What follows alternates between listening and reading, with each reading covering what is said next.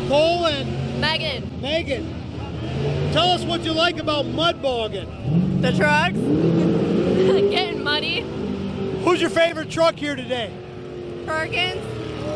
I like all of them. Awesome, man. She likes Perkins and she likes all of them.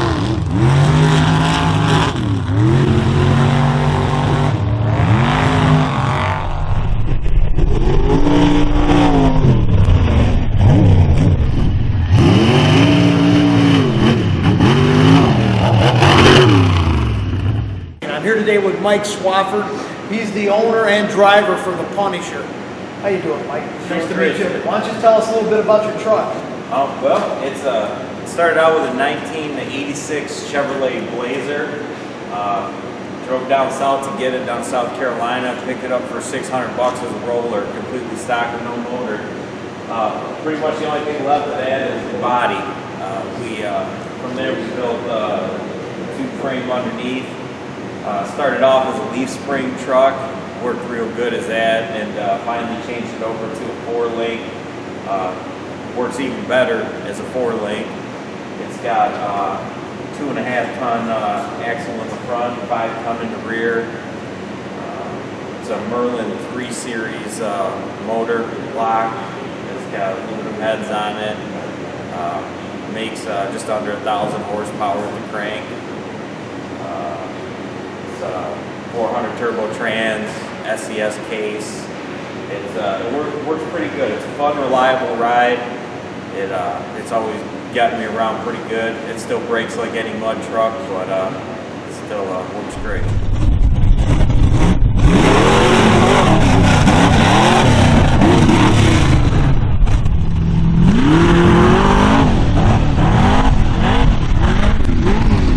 Mike, why don't you tell us about some of the damage that you've done to your truck and all the bogs that you've been to? Well, we've rolled it over quite a few times, had it on the side. As you can see, this door right here has lived through all of it, but it hasn't fared too well. We've had about 2 or 3 sets of fenders on it, different hoods that we're constantly changing because it's going over, getting bent up. There's a dent in the roof big enough for a bird bath that we haven't got out. It takes a beating. We put it over more times than I would have liked. When's the last time you stood her on end? Did you have it? I think you had it on end in one video I seen. Yeah, you're saying standing on the bumper doing a wheelie? Yeah. That was probably the middle of the summer. We've been working on trying to get it to do wheelies on demand, and been having traction issues. Got to work on getting some better tires for it so it hooks better, and it's been an ongoing process, just a learning curve to make this thing work right, and a 4-link to bite and have good traction. Great. Why don't you talk about your rear axle? I know you said you put a 5-ton axle. Why don't you tell us a little bit why you did that? The rear end, we got a 5-ton in the rear. I had a 2.5-ton with Overson shafts in it, and I constantly kept breaking the gears into chunks. Went through Overson gears, about 2 or 3 sets of them, and got tired of paying for those gears, so we ended up having a 5-ton put together here. Wild Time Dave helped me out with that. He round tubed it. We took and used the center section. Keith at Overtime Engineering made me a spool for it so that I could use my 2.5-ton axle shafts out of the Overson ones. They're a different type of material, so they flex a little bit better than the stock axle shafts that you find in these 5-tons. Seem to hold up a little better. I used round tube to make the housing, and then we put the spindles off the 2.5-ton on here so we could save weight in my rotating mass and free up some horsepower. Did the 2.5-ton hubs, spindles, bearings, all that stuff to just make it lightweight and move better.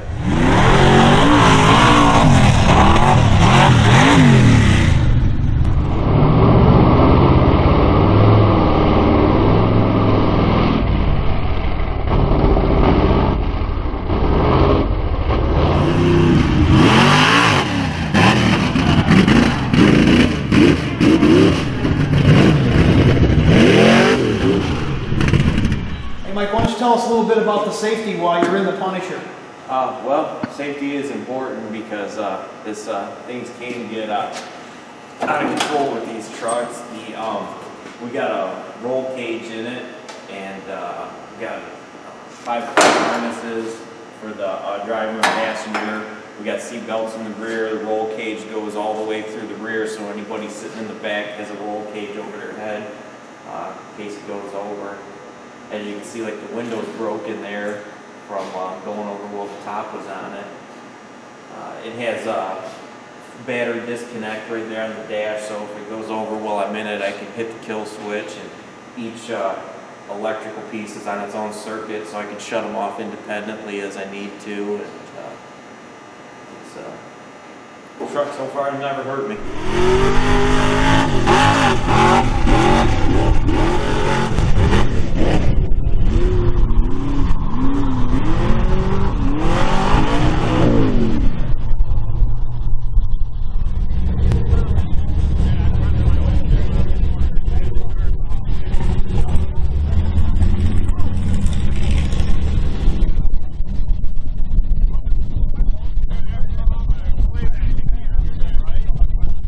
You guys tell us what you got in it. It's a 1998 Chevy Tahoe, 454 board 30 over, high-rise intake, 770 carb. It's got a turbo 400 transmission with the stage 2 shift kit in it, SES transfer case, and deuce and a half Rockwells. What do you like the best about mud bogging? I just like all the trucks, the horsepower, the excitement, adrenaline. Well, that's exactly what I think we all like. But yeah, it's a beautiful truck. We've been watching it on Facebook every time you guys show some new pictures, and it's just a nice looking truck, and I'm really glad to see you. Right on. We're about to go out there and throw some mud in the air. And we'll have video of that too, so we'll show all that we can, and it was great talking to you today. Right on. Thank you.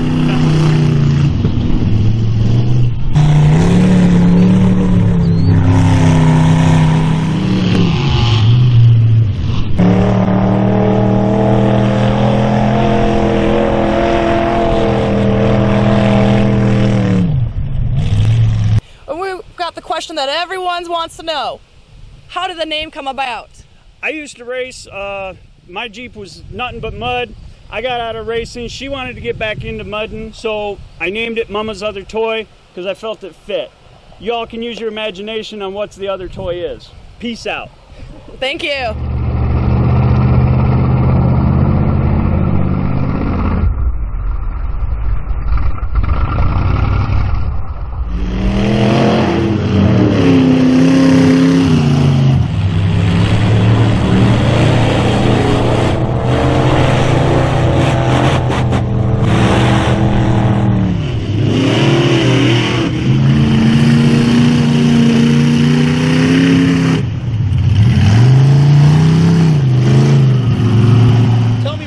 About the mud bog. I love mud bog. What do you like? I don't know. You like all the loud trucks? Yeah. Good. It's a lot of fun out here? Yeah. All right. We're just out here doing some interviews, and we come across the bus. And this guy travels all over the country in different mud bogs, and people go with him. And they ride in the bus, and they're all self-contained. They bring trucks with them, and they just have a great time, and they're all over the country doing different bogs. So let's take a look at the bus, and we'll take a little sneak preview inside. Let's take a look inside. We'll take a sneak peek. All right, we're coming into the bus. We're doing a little interview of what they got going on here. How you doing, guys? Roof. You can sign the roof. A lot of people have signed it from all over the country. Yeah. What kind of places have you been? Well, I personally have been down in Missouri. I know you've been to Florida. This bus has been to Florida. This bus has, but I haven't. So. What's your name? Nate. Nate, my name's Kirk. Nice to meet you, Good Kirk. to meet you. How about you guys? What's your name? Katie. Katie, good to meet you, Katie. And what's your name? Jaden. Jaden, good to meet you guys. We'll put you on the show, and looks like a lot of fun. I'm with Jared. He's the owner of BigShocks.com. That's his company. And he's also got a beautiful truck. Why don't you tell us about your truck and tell us a little bit about what you do? Well, the truck here is Big Yellow, we refer to it as. We built this truck for my kids to run and test. We test different products on it. It's just a good all-around fun truck. Going to fun bogs with it's mainly what we do. We build the shocks. We build coil-over shocks for these bogging trucks for just having fun. That's what we do. Man, that's great. It seems to be doing a good job. I've seen you go through some of the mud here today, and it was just a great day. So I'm glad I got to meet you. It's a good day here at Luke's Bog.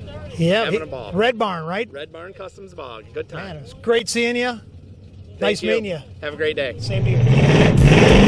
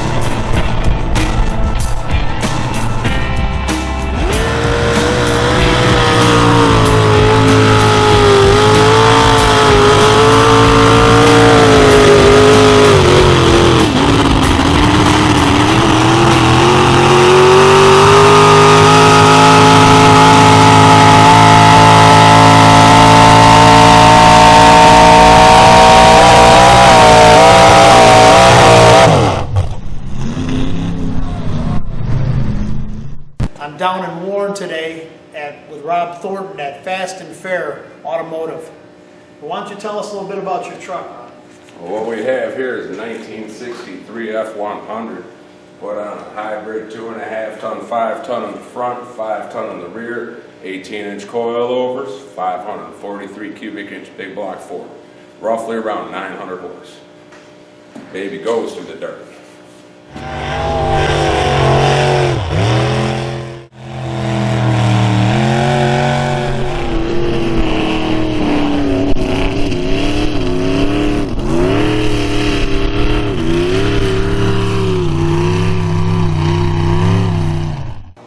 Why don't you tell us a little bit about your tires and wheels on the truck? I noticed the way they are set up, they're a little different, and then we'll talk a little bit about your axles too. And your stops are custom. So why don't you tell us about it, Rob? Well, they're 2026 rimmed to make the tire balloon out wider to give me a little bit more, we'll call buoyancy in the dirt, you know, trying to stay on top of it instead of just falling through. The front axle now is a 2.5 ton, 5 ton hybrid. It's got a 5 ton knuckle here with gear-art axle shafts on a 2.5 ton housing and a custom spool on the inside of it to be able to stand the grunt of the tread of these tires, just so it just doesn't break. The bump stops, those are FOAs. They come with nice mounting brackets and everything else. These guys here, what they do is they stop the axle from colliding with the oil pan or any of the other undercarriage of the truck.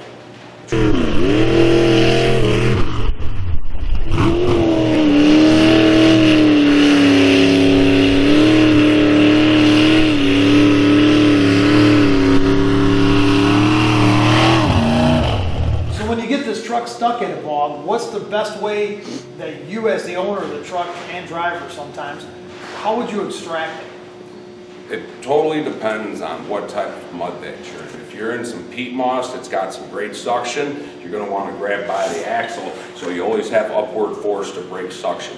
If you're in like clay or some drier dirt, then you can grab it from up top here, which then you're not going to get any type of suction from those type of dirt, so you're not going to pull your suspension apart.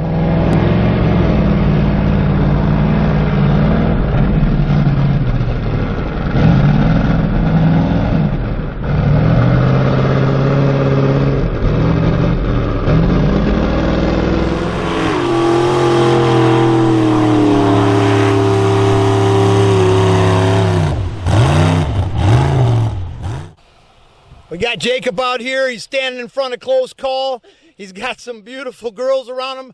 I know down the road he's really going to enjoy that. So why don't you tell us, Jacob, what you like about the mud bogs? Well, I really like the mud that there is around. It's pretty deep looking, which it is, because my dad took me around last night. Did your dad get stuck? Yeah, over there.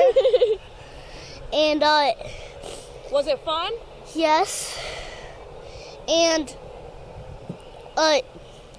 he pretty much has the black truck, which is a Blazer. That's And awesome. he painted it. He has lots of work to do to it. Lots of work still to do? It'll get finished.